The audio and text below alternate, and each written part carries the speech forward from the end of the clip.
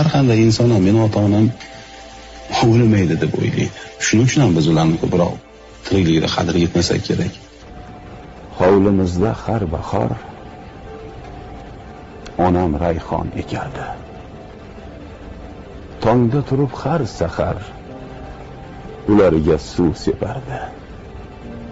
Shunda go'yo olamni rayhon hidi tutardi. Dimoqlarni chog' etib, dillarni shod etardi. Eyvoh! Eyvoh, endi onam yo'q. O'zim rayhon ekanman. Volidamni sog'inib, duv-duv ko'z yosh to'karman. Onam ekkan rayhondan jannatlar bo'yi kelar. Dilimdagi armondan ayriliq kuyi kelar. Men uchun o'z hovlimning bahorlari o'zgacha, onam ekkan rayhonning iforlari o'zgacha.